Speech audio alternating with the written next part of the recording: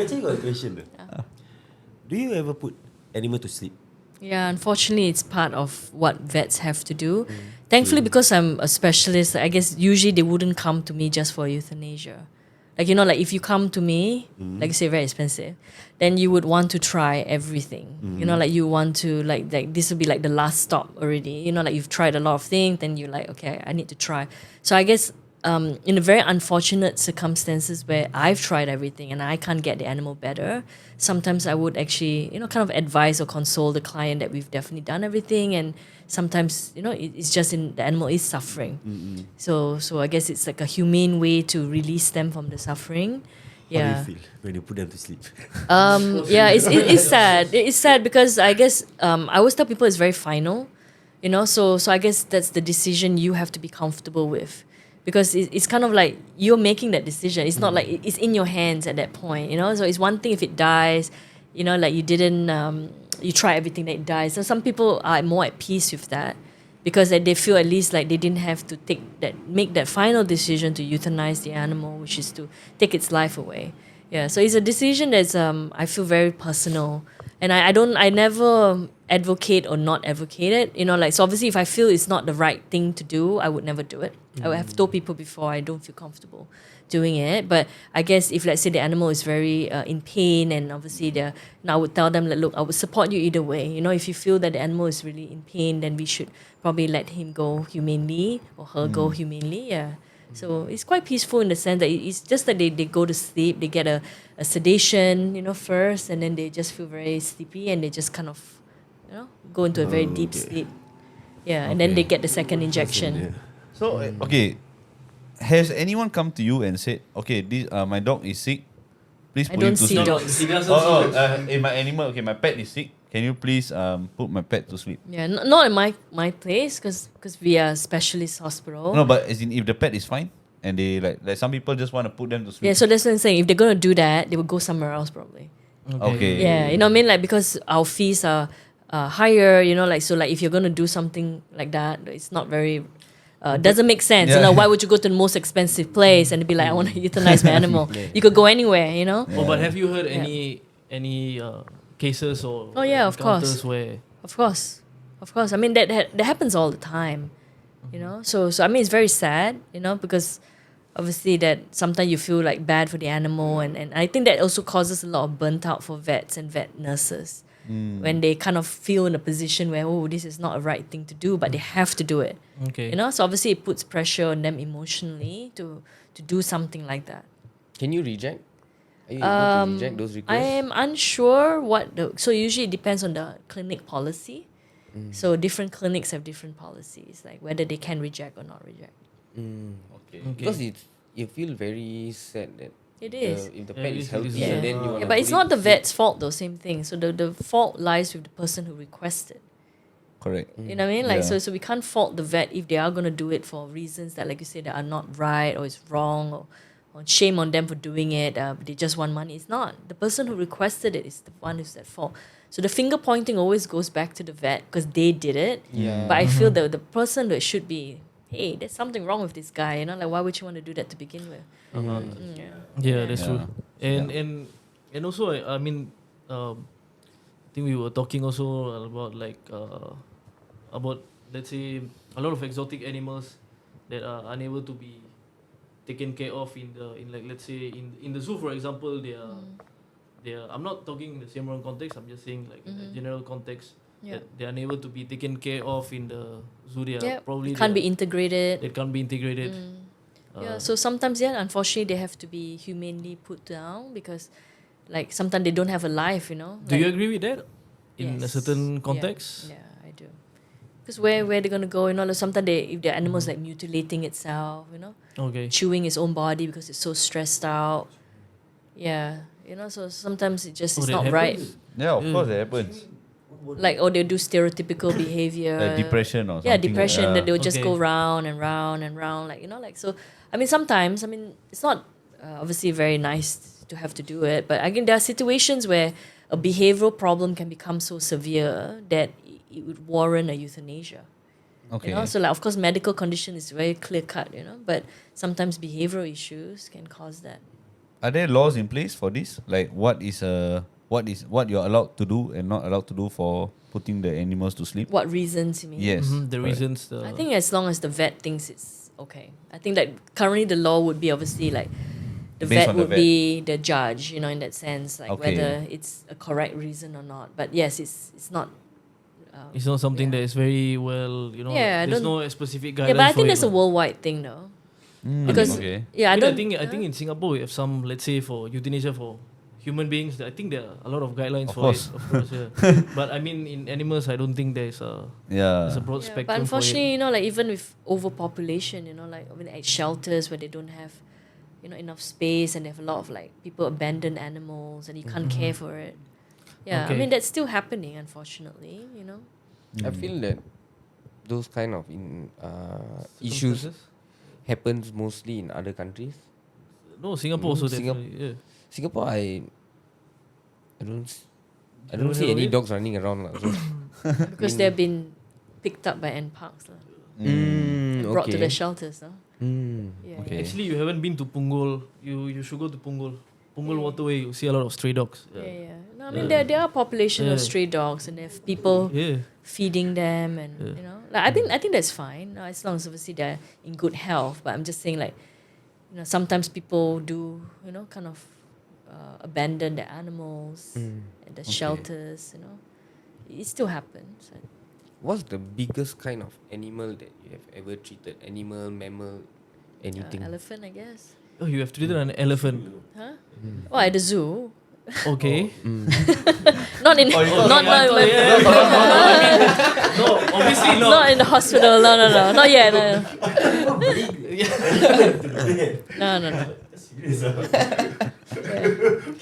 I'm not that stupid. Okay. I mean, I know the context. Obviously, you. But how was it treating an elephant like? Like usually we would do it with another senior vet. Okay. Do you put Yeah. them to sleep first, or are you able to? No, they are trained. So with those bigger animals, usually they do a lot of training. Are they easy to train? They're Bigger very animals? smart. Elephants are very, very intelligent. Extremely intelligent, yeah. So usually the mahouts or the trainers, they would be able to have a relationship with them and they would train them to, present something or to hold, and the vet can actually do things, So, yeah. So they can do like ultrasound for their, checking with they're pregnant, they can do a lot of tests, take blood from them from their... Okay, now I have an interesting, quite controversial question. Do you let's say for example, if you go to Thailand or you go to maybe some places or you go to India, for example, there's this thing like you go on an elephant and it's like tourism and the sorts. So do you think that should not be allowed or? Yeah, so I think they've moved away from that even at the zoo in Singapore.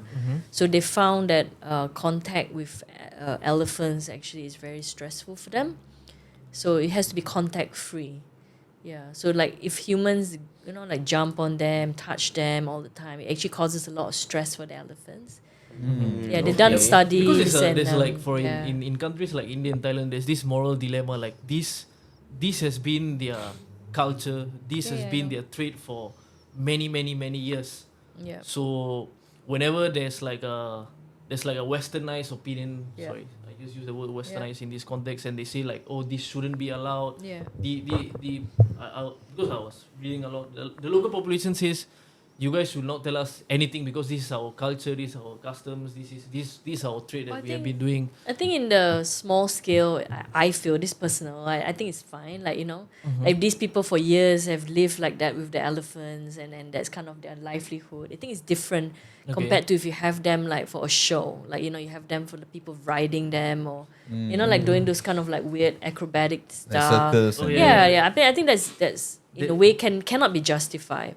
So I think if you say like my mother's mother did it and I've been doing this for generations where the elephant is part of my culture, I mean Like they have integrated Yeah. already with the elephant, Yeah. they know how how to interact with them, like they're not going to abuse them, So I think that's different. I think that but this is just a personal opinion, but I think like from what I can see, I think all the zoos have shifted away from contact.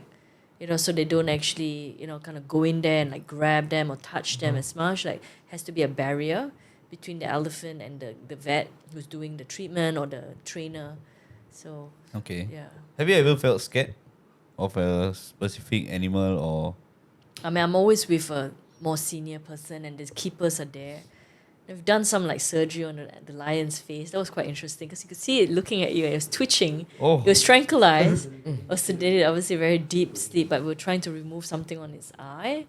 Yeah. Oh my but God. that was a bit Scary. interesting because then you could see it's kind of waking up a bit and twitch. You know. So then you're like, okay, maybe let's give it a bit more of that drug.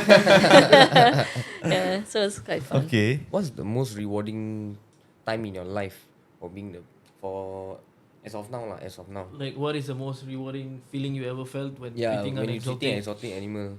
Like, your experience, maybe. Do you mind if you can share that experience? A specific animal, you mean, or just Don't the have no specific. Oh, okay. Like, So whether you felt the you most felt- happy. Yeah, Oh, you yeah, felt yeah, your yeah. best. Maybe Yeah. a certain kind of treatment that you did that. Yeah, of course. Yeah, I mean, like that's when you feel the best is that when you've cured something, you know, like like against all odds, you know, everyone thought it was gonna die, and they did give it something, and then it lived, you know, or like you did a particular surgery, and then the animal lived for like another 5 years, you know, like. Do you then- mind sharing any experience, perhaps? Like any specific animal which you treated, which I that you mean, I felt guess. very happy Against all odds, I would against say. all odds. Like, what was the reasons or?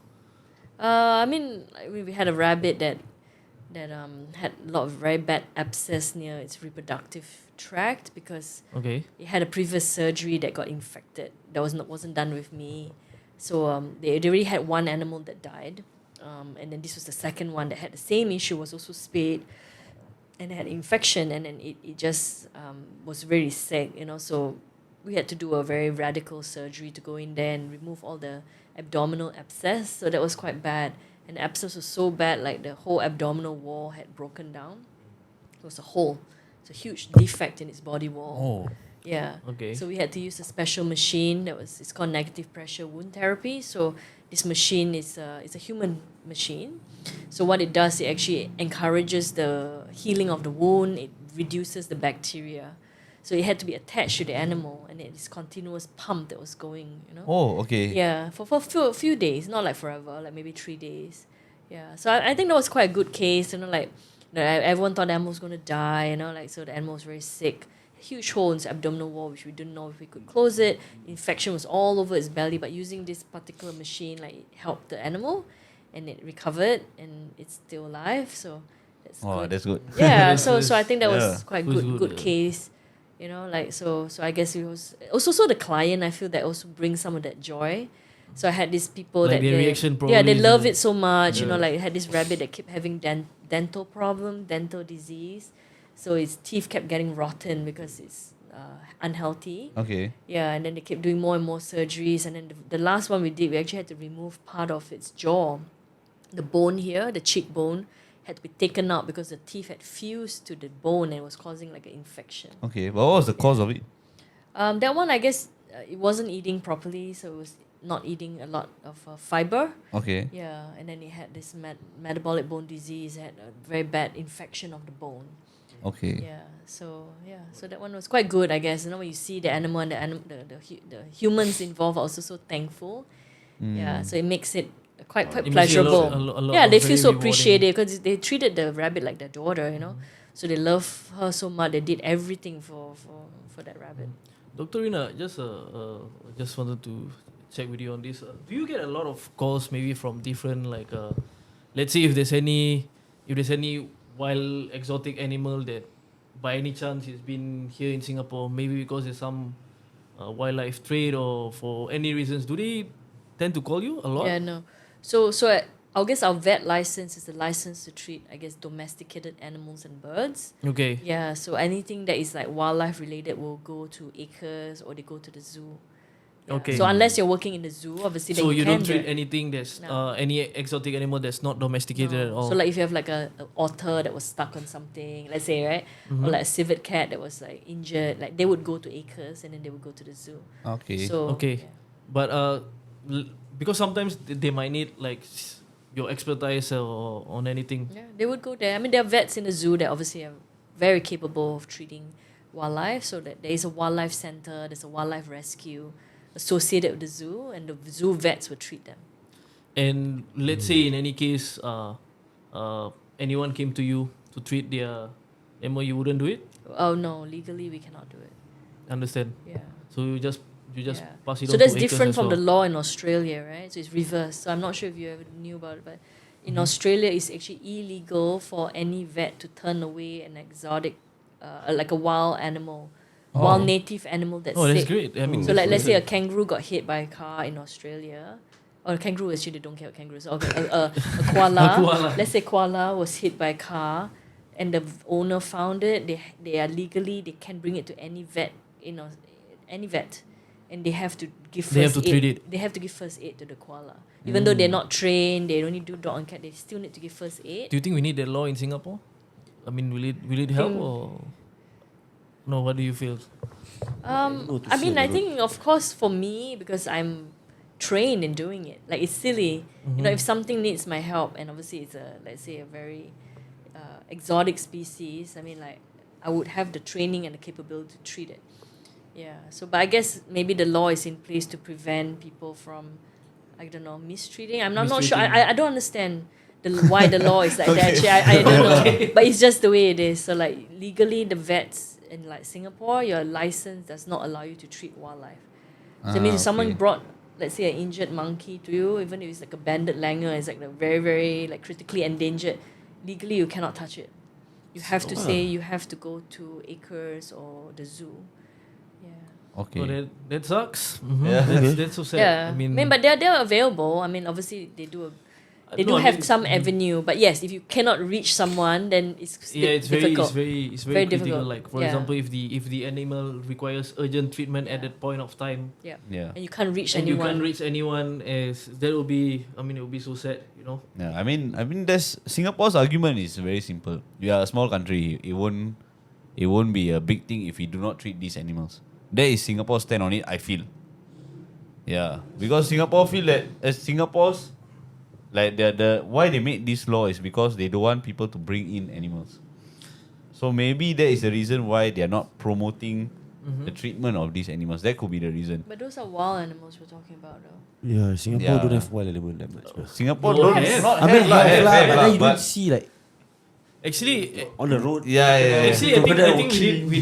we did bring this up the previous podcast. Yeah. There's a huge wildlife trade going on in Singapore behind the scenes. This Yeah. thing, because Singapore is a maritime trading hub, so there's a lot of Import, there's yeah. a lot of imports and exports of wild animals going through Singapore actually.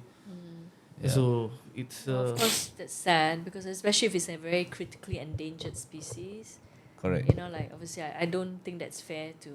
I don't know why they're trading them. Maybe it's for like pangolin. They eat certain parts of the pangolin. People feel that they will help benefit the health benefits for it. Correct. So that's very sad, because they're being poached.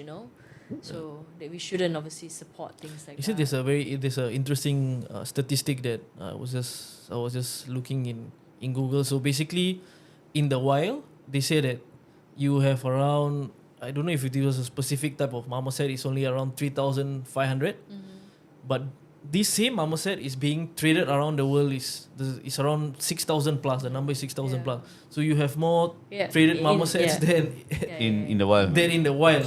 Yeah, that's really sad. Yeah, of course, things like that shouldn't be encouraged, right? Because it's not the right thing for conservation, not the right thing for the species. Yeah, just because it's cute, you want to keep it. It's not the right thing. So I think if it's not an endangered species, if it's something that breeds very easily, if it's not a CITES species, for example, like, I think legally, then I don't know what would be the The avenue disadvantage to- of not okay. allowing it to be kept as a Of pet. course. But I think if it's something that obviously it's very endangered, it's hard to reproduce in captivity, then you shouldn't have it, because then you're going to deplete the natural The natural the ecosystem. natural counterparts, right? Because you're going to be harvesting from the wild to feed into the pet trade. So that shouldn't be done. Obviously, Are there a lot of invasive species in Singapore or not? Is it a problem? I guess they call it the red-eared slider is one of the ones, right? That killed off a lot of the natural the animals that are native in the ponds and things. Okay. So Like I when mean, we, sorry to interrupt you. Like when I usually think of invasive species, I always look at this example. So basically, in Colombia, this guy Oh. Pablo Escobar. Basically, what he did was he brought hippos from Africa into his native country in Colombia, and because of bringing, he brought like a few hippos, and now the hippo population is huge, and it's actually Thanks to him. Yeah. thanks to him, and it's affecting everything else, right? yeah, it's destroying the ecosystem and anything Yes. else. But then the arguments that some people are saying that hippos are endangered species in Africa, but then in Colombia it's thriving. So is it actually is it a well trade off? I mean, yeah, that's what the argument is going for. Yeah. So is it like is it a common occurrence that, or is it like what is So for example, I'm not sure if you noticed, but sometimes there are parrots that have been released. Like you can hear them, the Quaker parrots, or you can hear them in the trees. So does some of the parrots had escaped or released, and they suddenly now become like Wild parrots. wow, Wild yeah. parrots. So I mean, I guess that's an example in Singapore of how that has happened, right? So now they're like become endemic. They're like suddenly wow, they're already living here. they're living here? So Yeah. So I mean, maybe it's not so good. I guess it would change, right? So maybe they would, they're very dominant, and maybe they would chase around the other birds that used to live in that tree. So it would displace the native birds. Okay. and will like I mean, in the Singaporean context, will climate change also play a big part in It's already- getting climate change? Yeah, I guess it would. I guess it affects everything, right? Yeah. Yeah. So, but I guess we can only do our part. I guess for me, I guess my focus would be just providing the best healthcare, and then I guess if let's say there was interest to change some of this legislation, yeah, sure, I would be involved. But I guess it would need someone to spearhead something like that. And I think the reform will come through education, through understanding like why do these things exist, what would it benefit, and then how we can make things better, how we can have a better system. Speaking about someone spearheading into this kind of thing, you mentioned previously before we started the podcast about someone's trying to start a bird insurance. Oh yeah. Yeah. So I guess that the thing about healthcare, it can be quite expensive. So obviously for humans, we kind of don't feel it as much, like the pinch of the cost of our healthcare when we're sick, because we have insurance. Most people do anyway in Singapore. Yeah. So pets are kind of similar. Like they've kind of done dog and cat insurance for quite many years. So like if you have a dog, for example, your poodle, you can buy insurance. So like let's say it does get sick, it's not so heavy on your pocket, and then you can do what you need to help your pet. So health insurance is definitely very good. So there is a talk, there's a lady who's trying to petition for bird insurance, and I think that's great. Like if people start thinking about it, like you say, like when you first get your lovebird, you're thinking about like if it gets sick, I want to be able to treat it. Why not? It's not going to be that expensive for you to pay a monthly premium, and then when it does get sick, at least it helps you out a little bit. Yeah. That's interesting. Yeah, so there's a petition going around. Yeah, so I guess if we can help support it, because they need, I think, like at least 30,000 people who are interested before they even want to launch something like that. 30,000 people to get it. Yeah. I think we can help. We can definitely give a shout out. Yeah, let's put it up. Yeah, I think you can just send us the details later. Yeah. Let's try and get at least 3,000 people. Hopefully. Hopefully. Okay. No, I mean, I find it like weird, that it's been so long. I mean, birds have been in. I think Singapore is one of a lot of bird species around. So Yeah, but people never even think to Yeah. take it to the vet. You know what I mean? yeah, Like now they're starting to think. In the last 5 years, I feel that they're really thinking about it. no, I'm really surprised that no one has ever thought. I mean, the legislation, they never thought of bringing up bird insurance. I'm very surprised. But that's private though. So insurance usually doesn't come from the government. Mm-hmm. So insurance is from like people like insurance companies, right? Hmm. They would have to want to support that, and they won't support it unless there's a need. Unless there's a need for it. Yeah, I mean, like you need to have there's the demand. numbers. You know what I mean? Correct. Yeah. There must be a demand. Yes. Okay. So you need to get a bird insurance. Yeah. For what? You For which bird? you can't handle a lovebird. For which bird? If the bird fly, can I claim? Exactly. It beats the point. It beats the purpose, eh? I mean, some things also you have to sort of introduce it in the market. I mean, you can't. Definitely. You cannot just I mean, wait for it there is to. definitely at least 100 people who need it. At least. So I think that is, maybe we can start small, but yeah, you know. But even rabbits don't have insurance either. So the current insurance premium only covers dogs and cats. That's another idea. Rabbit insurance. Maybe that's our next business. Maybe. Wait, do you wanna start a rabbit insurance? I mean, Is it illegal for you to, someone comes to your practice, right, and you say, do you want to buy insurance for the bird? Something like that. Is it illegal? will it be illegal? But you're just You can just start your own, recommending- what? No, you can just start your own. Oh yeah. But why would I want to do that? Oh, yeah. Oh my god, yeah. I guess it's a lot of work. I guess like then you have to That is that you're going Like against it's like yourself. it's like a company on its own. I feel like like then you have to like process the claims. didn't You think have of to It's yeah. stressful. It's like, I'm a vet, but I want to take sell. insurance. Well, I Do mean, not pay me. Yeah, that's why it's Pay me, do not pay me. yeah. but some vet It'll be counterproductive. Yeah, so some vets have the thing like a loyalty program. I think this is more in the US. I think they're into those kind of schemes, right? So like you pay like a wellness program thing that you pay a certain amount, you get certain things per Oh, I need year. that. I need that. Yeah. So Okay. but I don't think it's that popular here. Because I like I'm also a softie, so I bring my poodle to the vet every I think 2 times a month. I think you should Serious or what? You should show your poodle. 2 times a month because he always have this issue of like he keeps scratching and stuff like that. So I keep have to bring him to check what's going on, and sometimes it's just that there's nothing wrong with him. It's just his habit of he like to groom himself and I stuff. think you keep playing with him lah. That's why. You keep going close to him. But okay, in his case, right? Do you think that diet is a very important factor in this? I don't do dogs though. But Oh yeah. But like, okay. I think, right, not as a vet, but I think diet plays a part. Well, I mean, if you Yeah, talk diet. about food allergy, so I guess that's what you're trying to say. Like, could it be a food allergy? Yeah, animals can get food allergies, so they can eat certain things that can make their skin itchy. Yeah, so there are allergy testing that you can actually do to actually find out if it's actually an allergy. Just to food. answer your question, I already did try changing his diets a lot of times. I did Try 3-4 times. Raw diet lah. Sooner or later when you wake up, you got no fingers. Yeah, so I already did that. Yeah. Okay lah. Hope your dog gets well soon, bro. Yeah, hope your dog gets So that's why you shouldn't rely on Google so much. Don't be a Google expert.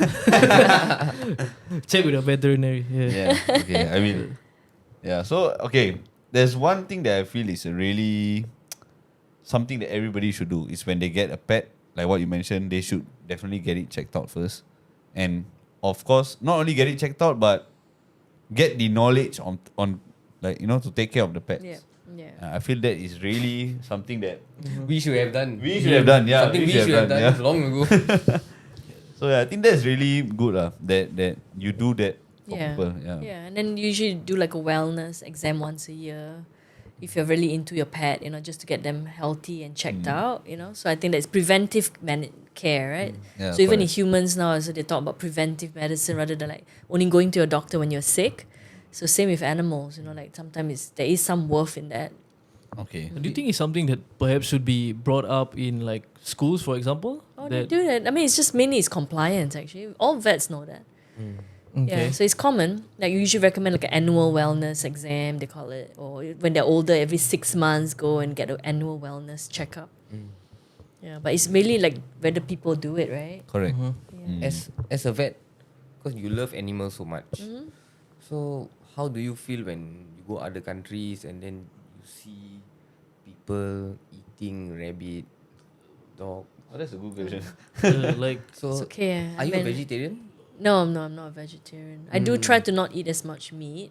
Okay. Yeah. But I think that's different though. Like I think I guess it's your biology and like I guess like kind of people that's culture, right? Yeah. So if you're talking about whether you're eating another species, I mean obviously I don't look and I'm not interested in it. I just don't think about it. I guess. yeah, sometimes Okay. Ignorance is bliss. Yeah, exactly. Like you can't let every single thing bother you. You have to Yeah. let go a little bit sometimes. Yeah, I think that's a good mindset, like. Yeah, just focus on what's important, what's around you, and obviously, if you go to people's country, you don't criticize people what they are doing. Yeah. Okay.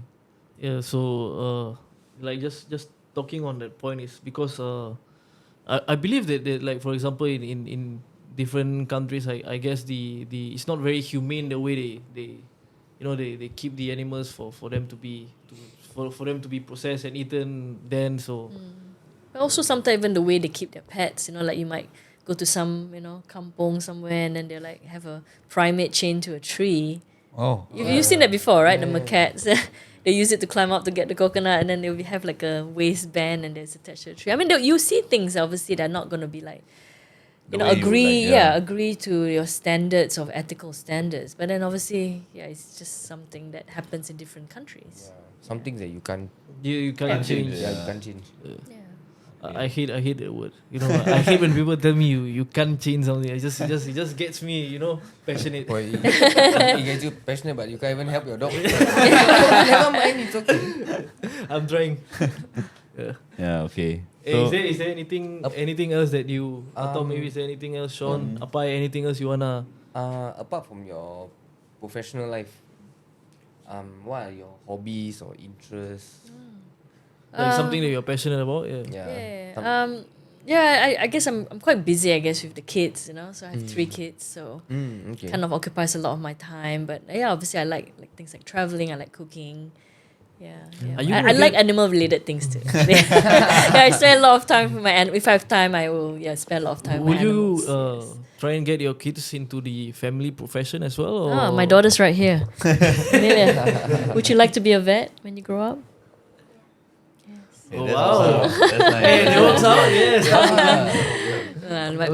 I think my girls like animals. Yeah, but I think You they have can. 3 girls? Or? No, 2. I have 2 a boy who's like very squeamish about things, but he's not really into it as much. Yeah, so we'll see. But I think it's whatever they decide to do, I guess, right? Later on, they can come to that bridge later. Yeah. Yeah. Yeah. Okay. Anything else to talk or should we? Do you have any questions for us? I think it's interesting what you're doing. Just wondering what is your target audience and I guess what's your plan for this? Like, is this gonna be a platform to move on to something else or? No, I feel that it's just the main thing is knowledge. So it doesn't matter who or what, as long as they have a certain kind of knowledge that we want to know or want to learn, that will be beneficial to anyone who is listening. Yeah, it could be like someone who is really interested in animals, right? So they listen to this episode. But someone who is interested in maybe in the gym, in the fitness industry, listens to the fitness kind of episode. We feel that a lot of different podcasts in Singapore are very, no offense, they're very bland. Like they just talk about gossiping, girls, cars, whatever it is, like topics that are so basic that you don't even have to critically think about it. Okay. So we thought of like in bringing you as a guest, we can give more focus on On the people who are interested in this. especially exotic pets as well. And but a lot of our audience is between the ages of 25 to 37. So I think this is basically our target audience. We hope that we can bring knowledge to those viewers who are watching, and also let them see the bigger picture of life nowadays. Yeah, especially when people look at us, they look at our faces, they look at our tattoos, they think, okay, they have a very stereotypical kind of, of like they will view us in a certain way. So we hope that we can, put aside these like stigmas aside. Okay. So And hopefully we can get the government to make some changes also. Hopefully. All right. Yeah. Good. Excellent. Well, it's nice meeting you all. Yeah, Thank you. nice meeting you. Okay, very everyone. nice to have you. Bye everyone, take care. See you on the next episode of Live Table Talk. Thank you so much, guys. Bye bye.